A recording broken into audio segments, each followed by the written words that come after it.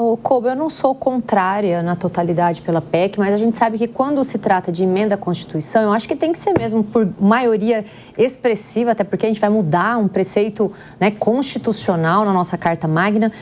O que eu acho que seria, e é prudente, o que tem sido feito, né? A gente tem visto que o ministro Lewandowski já teria se reunido, acho que em outubro de 2024, com os governadores, que eu acho que eles eram, na verdade, os mais resistentes a essa PEC. Haja vista que há uma discussão com a retirada da segurança pública dos estados, que hoje, né, encontra guarida na nossa Constituição. Mas eu acho que tem que ter realmente uma discussão mais ampliada, chamar os governadores, como a gente tem visto que eles têm feito. Agora, um grande problema que a gente observa, que está sendo aí contestado, é que tem se falado que há retirada dessa competência que é do Estado hoje no que tange a segurança pública, colocando na União. Eu li, né, essa PEC e eu ouso discordar, essa é a minha interpretação. Né? Claro não coloca na União? Não, o que acontece? Há uma ampliação. Então, trocando em miúdos, o que seria? Olha, a gente precisa se unir para poder, de alguma forma, quebrar as organizações criminosas, né? A gente vê que a segurança pública, que outrora ficou jogada às traças, hoje ela vem porque ninguém mais aguenta o cenário de violência em todo o país, né? Então, eu acho que a PEC, ela vem para unir e dar um plus aos estados para que nós possamos, então, combater. Outro dia, eu ouvi uma pessoa dizer, não, mas o Estado já não faz bem o trabalho da segurança pública com relação à Polícia Federal. Gente, eu discordo totalmente. A Polícia Federal é uma polícia super... Não estou dizendo que existe perfeição, tá? A gente tem problemáticas. Agora, não adianta imputar os problemas de violência. É como se nós imputássemos a polícia como sendo ela um goleiro. Olha, ela não vai conseguir resolver. O problema da violência, eu sou partidária de que a gente tem que fazer mesmo a união dos estados com a União. Quem quiser se adequar para ganhar mais dinheiro, mais equipamento, que assim o faça. Agora, não adianta a gente colocar a violência na mão da polícia, porque a polícia não é a responsável pela violência. A gente precisa ter políticas públicas. Então, eu sou favorável à PEC, mas eu também entendo que a gente tem que ter outras questões envolvendo criminologia, envolvendo discussão de oportunidades também, tá? Então, eu acho que precisa mais discussão. E o que eu tenho visto, Koba, né, para finalizar, também que há uma grande discussão com relação às nomenclaturas dadas para as guardas municipais. Em momento algum se tirou, se colocou, até porque o Senado tem colocado aí em votação para acrescentar as guardas municipais e também os agentes de trânsito nas figuras da segurança pública colocadas lá na nossa Constituição, no artigo 144. Então, espero que se discuta sim, que se faça todo mundo, sim, porque a gente precisa da união sim. Vamos fatiar esse debate aqui. Como é que vocês veem a Polícia Rodoviária Federal ganhando mais protagonismo? Ô, Mônica Rosenberg, porque esse é um dos pontos, não é? Que a Polícia Rodoviária Federal teria ali uma espécie de atuação em complemento às polícias militares, né? Uma espécie de poder de policiamento ostensivo, e não só a Polícia Rodoviária Federal, que inclusive mudaria de nome para a Polícia Viária Federal. Também as guardas municipais, que passariam a estar no rol principal ali do 144. Hoje ela consta sendo citada em um dos parágrafos como uma força que pode prestar a guarda dos bens, dos serviços e dos equipamentos do município, mas ela ganharia um status maior nessa nova proposta. Ou seja, aquilo que hoje é do Estado passaria a ser também, em alguma medida, da União e das prefeituras. Está tendo aí uma usurpação, uma retirada de poder dos estados em relação à segurança? Koba, o povo brasileiro está com medo. A Jovem Pan está com uma linda campanha do Chega, porque a sensação é essa, chega, não dá mais, ninguém aguenta mais. E nós estamos discutindo quem vai ser o dono da polícia e quem vai ter o poder de mandar na polícia. Pelo amor de Deus! Olha, primeira coisa... Tem que ser todo mundo mesmo, então? Tem que ser todo mundo e muito mais. E tem que chamar o Trump, tem que chamar os chineses. Porque não dá mais, não dá. O jeito que está hoje não está funcionando. O Comando Vermelho e o PCC estão unidos, soltaram um manifesto lindíssimo falando de justiça, paz e se uniram. E a gente ainda fica discutindo quem é que vai mandar nas coisas. É absolutamente imprescindível que haja uma inteligência centralizada. É absolutamente imprescindível que a gente comece a falar de prevenção. A Priscila falou aqui que não não é polícia que vai resolver, porque não é mais policiamento. Se a gente não tiver um olhar de prevenção, se a gente não começar a entender como é que a gente faz para evitar, não adianta pôr milhões de polícias na rua, porque a gente vai estar prendendo um monte de gente e não vai estar resolvendo, evitando que os bandidos e que as organizações criminosas que já estão exportando continuem se fortalecendo. Então, precisa sim de inteligência e o único jeito de fazer isso é sim unindo, precisa de centralização, de olhar, de coordenação e precisa parar de discutir quem é o dono. Mas principalmente o que a gente precisa entender, gente, não é na canetada que a gente resolve o problema da segurança no Brasil. Então, concordo que ela seja prioridade, não há dúvida que é um dos maiores problemas, é a grande prioridade que tira o sono do brasileiro à noite, porém, não adianta achar que uma PEC vai resolver. Ela pode ser primordial, prioritária, absolutamente necessária.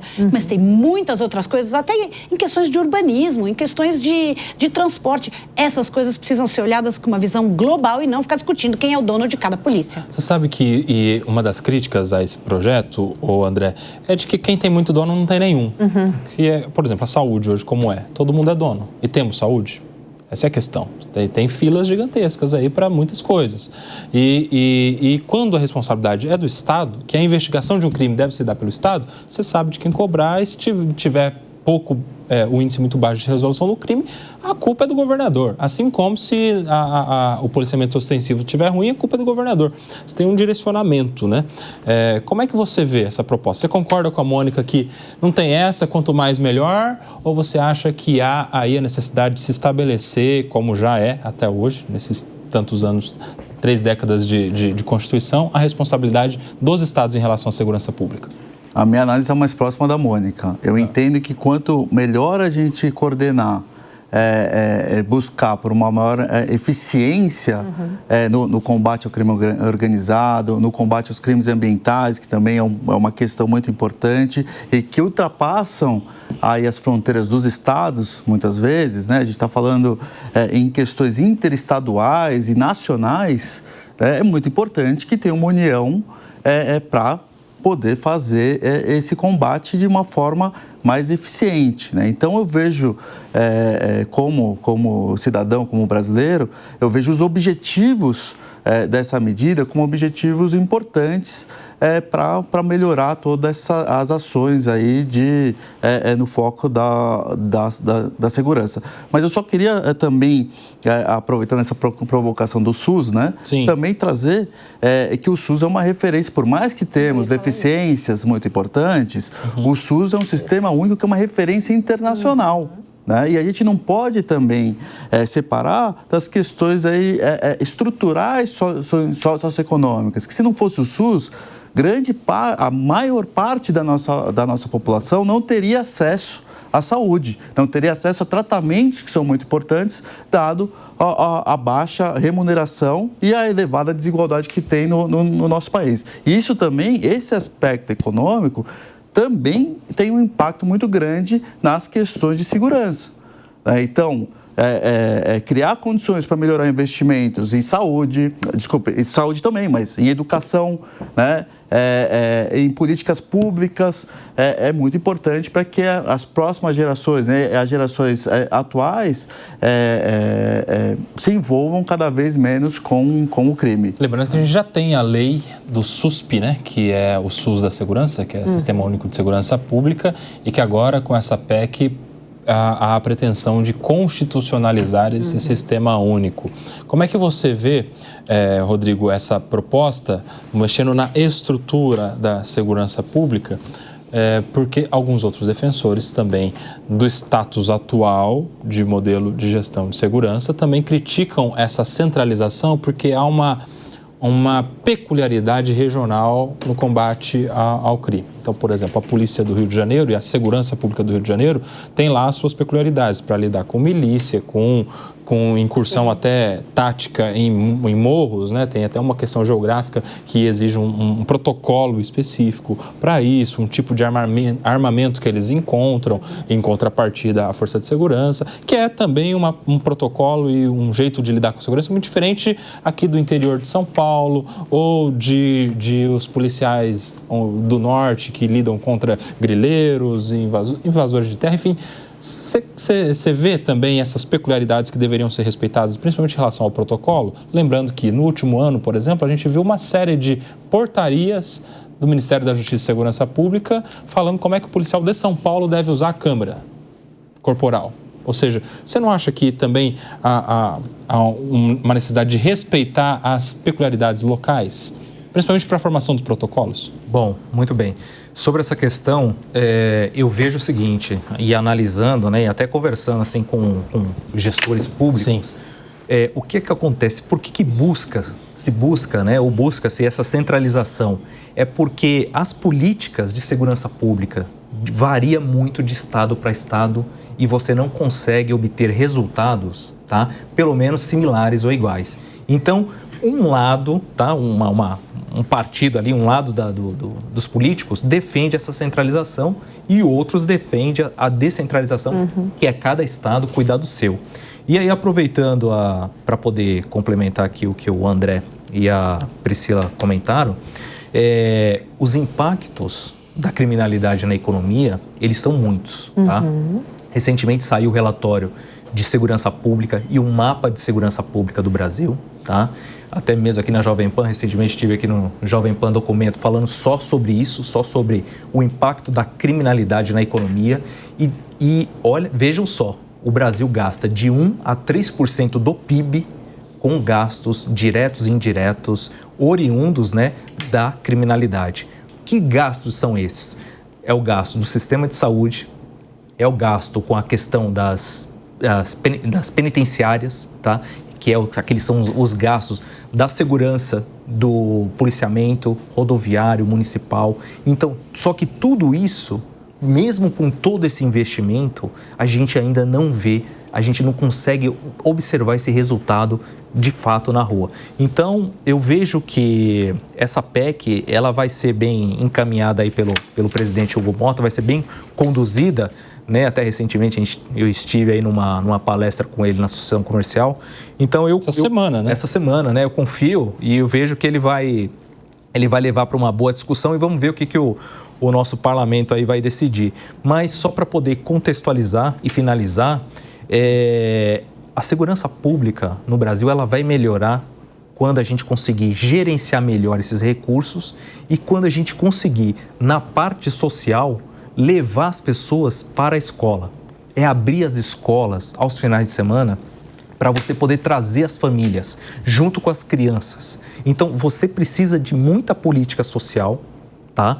Para quê? Para você poder contribuir com a redução da criminalidade. Então, não é só uma questão de investimento, é uma questão também de política pública, conforme o André mencionou, a Priscila também, a Mônica. Por quê, gente? Porque um país com baixa taxa de educação, a taxa de criminalidade ela aumenta.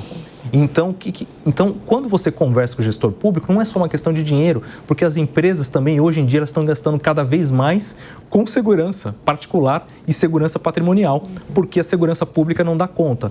Então, eu vejo que, no meu olhar ali econômico, teria que ser regional, estadual, ali o Estado tem o direito, mas só que também precisa ter uma padronização. Fala, Pri. Tem uma coisa... vai. Não, só quero falar uma coisa, né? Nós estamos, eu até anotei aqui, nós estamos separados e o crime está unido. É isso que eu vejo. Como assim a gente está separado? O Koba colocou aqui, né, de ser regional, a PEC, Koba, não vai separar essa questão da região. O que a gente fala da padronização dos dados, do protocolo, é mais ou menos assim. Cada estado lavra o boletim de ocorrência de um jeito. Eu não vou muito longe. Aqui em São Paulo, cada um, né, não estou criticando, não é crítica por isso, estou dizendo a questão da padronização mesmo. Cada um lavra de um jeito, cada um faz de um jeito. Então, isso aqui é para unir. E veja, se a gente for voltar, né, até pouco tempo, a pessoa cometia um crime em determinada região do país e não tinha ciência em outra região. Então, a gente precisa evoluir, tal como o crime está evoluindo, eles estão organizados e nós estamos nos separando. Então, só esse ponto aqui que você disse, não vai ser retirada a questão de cada um abordar em cada região. Isso eu acho que tem que ser preservado, até porque a segurança não vai ser retirada dos estados. Agora, tem coisas que a gente tem que colocar um padrão, por exemplo, né? Como que eu faço um reconhecimento de pessoas? Cada estado faz de um jeito. Perfeito. Põe 2 pessoas, não põe 2 pessoas, reconhece, descreve. Então, esse padrão que se coloca aqui, né, nesse Sistema Único de Segurança Pública, como aqui colocou o André, que o SUS, né, ele fez uma referência excelente, que eu ia bem dizer, o SUS, ele é admirado por várias pessoas no mundo. Vamos colocar os Estados Unidos. Os Estados Unidos não tem questão da saúde. A mesma coisa é o Sistema Único de Segurança Pública. Ele não vai tirar, assim como o SUS não tira a possibilidade dos estados fazerem a questão da saúde. Sim. Então, só para deixar claro aqui para a nossa audiência, que você bem colocou, e isso é um questionamento feito, né, nas discussões aqui.